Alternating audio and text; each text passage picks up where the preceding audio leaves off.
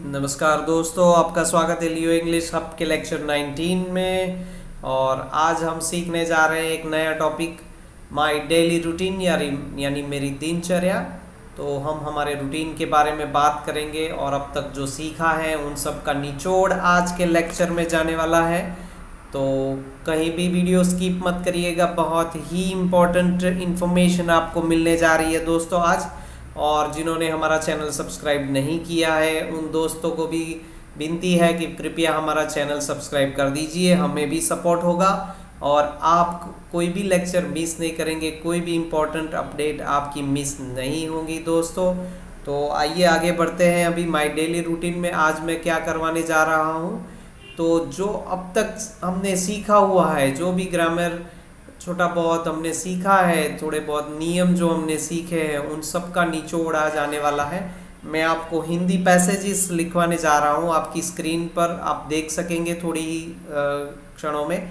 और उनको आपको लिख देना है और वो पैसेजेस ऐसे होने वाले हैं कि जैसा नेचुरल हिंदी हम बोलते हैं, लिखते हैं या सुनते हैं वैसे पैसेज होने वाले हैं। कॉम्प्लेक्स होता है, कुछ भी होता है, जैसा हिंदी वैसा इंग्लिश हम लिखने जा रहे हैं अभी।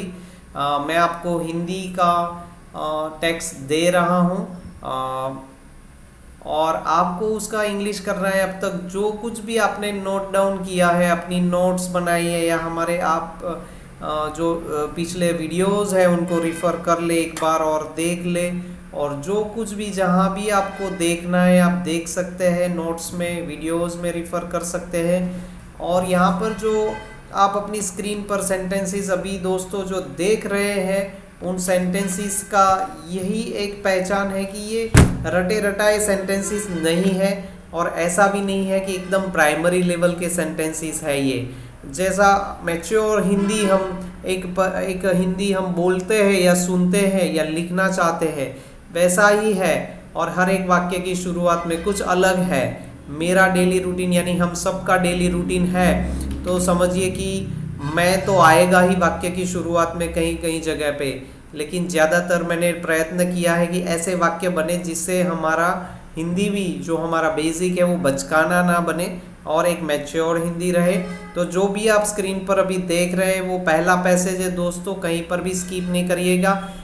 दूसरा और तीसरा पैसेज भी आने वाला है। उसके बाद आपको इंग्लिश करने में कठिनाई न हो, कोई प्रॉब्लम न हो, इसलिए मैं आपको वोकेबलरी का एक लिस्ट भी आज देने जा रहा हूँ दोस्तों, जिससे ये होगा कि आप कहीं पर अटकेंगे नहीं। जो शब्द आपको कहीं गूगल नहीं करने पड़ेंगे, कहीं पर डिक्शनरी में उनको खोजना नहीं पड़ेगा। बैठे बिठाए जो भी ज़रूरी सेंटेंसेस में जो भी ज़रूरी शब्द है, जो वोकेबलरी है, जो शायद आपको ना पता हो, उनका मैं एक लिस्ट देने जा रहा हूँ दोस्तों। तो बने रहिएगा। अगले स्क्रीन पर मैं ले जा रहा हूँ, लेकिन उससे पहले आप ध्यान रखिए कि जो कुछ भी अभी लिखा है वो भी आप अपनी नोट में लिख लीजिए। मैं तुरंत ही आगे बढ़ रहा हूँ। आप पॉज बटन, स्टॉप बटन को दबाकर रुक सकते हैं और लिखकर फिर आगे बढ़ सकते हैं, रिज्यूम कर सकते हैं हमारा वीडियो। तो आइए दोस्तों, जिन्होंने लिख लिया है उनके लिए हम आगे बढ़ते हैं। तो नेक्स्ट स्क्रीन पर भी हम दूसरा पैसेज मेरा माय डेली रूटीन, उसका दूसरा पैसेज हम देखने जा रहे हैं। तो यहाँ पर भी मैंने प्रयत्न किया है कि ऐसे शब्द हो, ऐसे सब्जेक्ट हो, सब्जेक्ट ऑब्जेक्ट वर्ब का भी आपको ध्यान रखना है। टेंस तो अब तक एक ही चला है, सिंपल प्रेजेंट टेंस यानी सामान्य वर्तमान, उसी में सारे सेंटेंस है। तो आपके लिए बहुत ही अच्छी बात है। जिन्होंने हमारे लेक्चर्स अच्छे से सुने हैं, देखे हैं, नोट्स बनाए, उनके लिए ये बहुत ही अच्छा काम होने जाने वाला है। आज अगर हम लिख पाएंगे तो इन फ्यूचर हम बोल भी पाएंगे।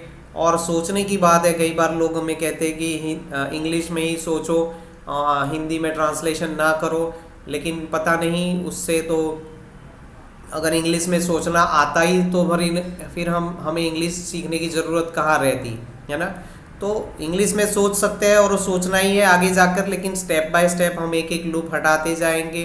पहले हम सेंटेंसेस हिंदी में लिखते थे, उनका इंग्लिश करते थे। अभी पूरा पैराग्राफ आप देख रहे हैं अपने स्क्रीन पर, और वो पैराग्राफ अपनी नोट में लिख लीजिए। आपको खुद ही ट्राई करना है, वोकेबलरी मैं आपको देने जा रहा हूँ।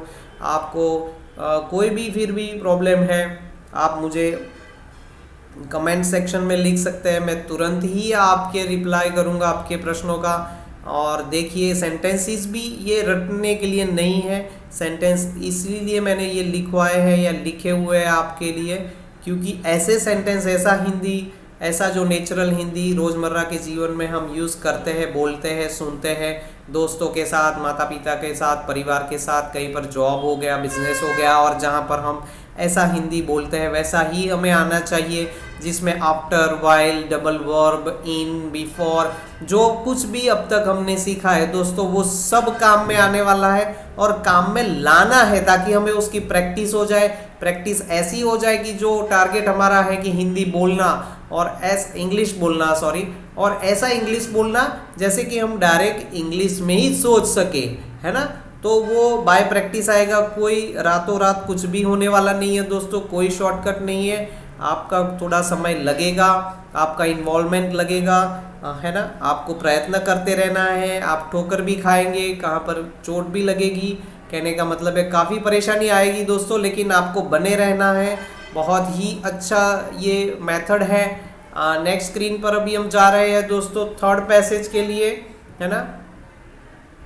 थर्ड पैसेज में भी जो हमारा डेली रूटीन है उसका एंड आ रहा है, उसमें लास्ट पैसेज है। शाम को मेरे दोस्त मेरे घर आते हैं, सभी सेंटेंस में इसमें मैं मेरे लिए है, मेरे बारे में है, तो मैं नहीं आना चाहिए, सबको इन्वॉल्व करना चाहिए, है ना। ऐसा हिंदी होना चाहिए कि इफ़ेक्टिव कम्युनिकेट करे वो, है ना। हिंदी में भी अगर हम बोले या लिखे तो ऐसी लिखावट होनी चाहिए या ऐसा बोलना होना चाहिए कि हमारा जो स्पीच है वो इफ़ेक्टिव हो, असरकारक हो, है ना दोस्तों।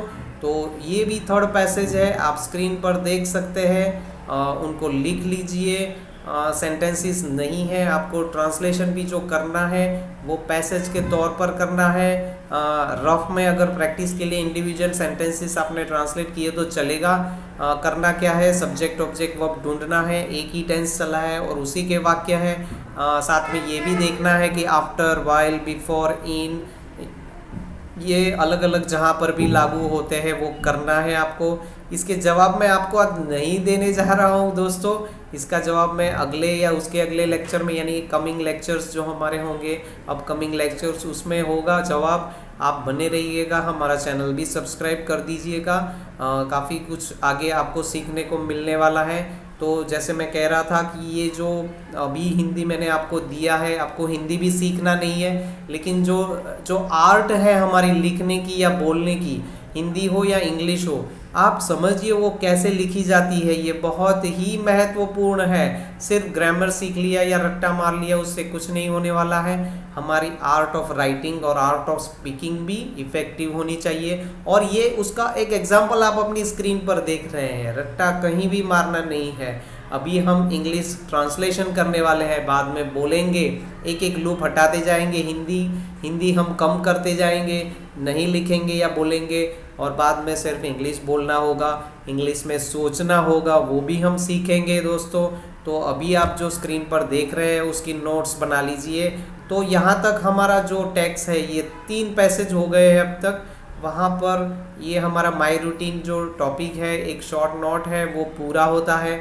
अभी ये 3 पैसेजेस छोटे छोटे हैं, उसमें जो शब्द मैंने बोल्ड किए हैं, उनको अंडरलाइन किए हैं, उनके बारे में मैं आपको वोकेबलरी देने जा रहा हूँ उसके बारे में, तो वो भी आप लिख लीजिएगा दोस्तों।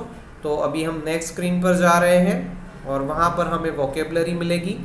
तो जो डेली रूटीन के लिए इम्पोर्टेंट वोकेबलरी है वो आप अपनी स्क्रीन पर देखने जा रहे हैं। अभी एक एक करके शब्द आ रहे हैं, बहुत ही इम्पोर्टेंट है वोकेबलरी।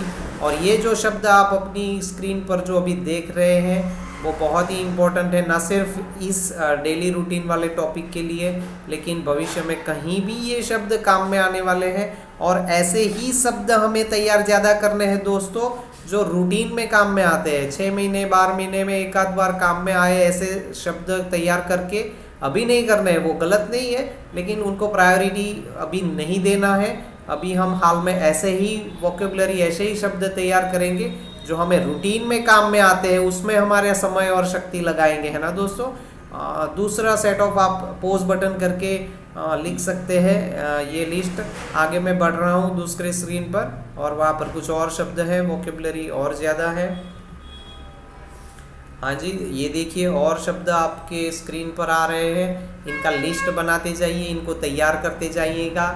इनको तैयार करने का मेथड ये भी है दोस्तों कि आप अपनी उपयोग में लाइए, ये यूज़ में आप जैसे सेंटेंसेस बनाएंगे, कुछ और टेंस के भी बनाएंगे। आगे आगे बहुत सारा कुछ सीखना है हमें। ये तो एक ही टेंस हुआ है, आगे जाकर जो भी नए टेंस आते हैं उनमें इन शब्दों का आप उपयोग कर सकते हैं, है ना। आगे के स्क्रीन पर बढ़ते हैं दोस्तों।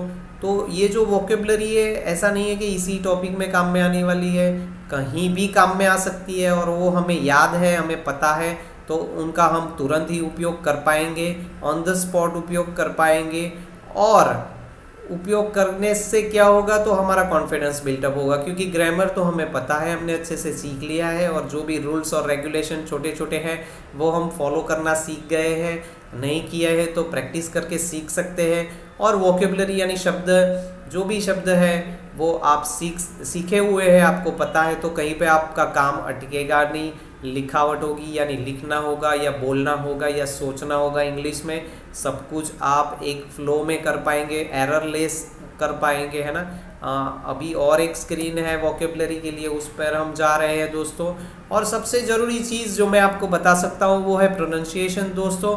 अगर किसी शब्द का, किसी वोकेबलरी में किसी वर्ड का प्रोनंसिएशन आपको इंग्लिश में कंफ्यूजन हो, कमेंट सेक्शन में आप मेरा कांटेक्ट कीजिए, मैं आपको तुरंत ही रिप्लाई करूंगा। और जितनी भी वोकेबलरी का लिस्ट है आप पीछे जाकर भी उसको कॉपी कर सकते हैं। हमारा ये लेक्चर है, आप बार बार देख सकते हैं, उनको रिफ़र कर सकते हैं। और जो कुछ भी आप देख रहे हैं स्क्रीन पर अभी, आप अपने मोबाइल हो या लैपटॉप हो, कंप्यूटर हो, जो भी हो, वो स्क्रीन पर जो आप देख रहे हैं उसको नोट्स अच्छे से बना लीजिए, क्योंकि वो नोट्स आप कभी भी खोलकर देख सकते हैं, जितनी बार चाहे देख सकते हैं। कोई कनेक्शन की ज़रूरत नहीं है, कोई डिवाइस की ज़रूरत नहीं है, और बार बार आपको रिवीजन करना है।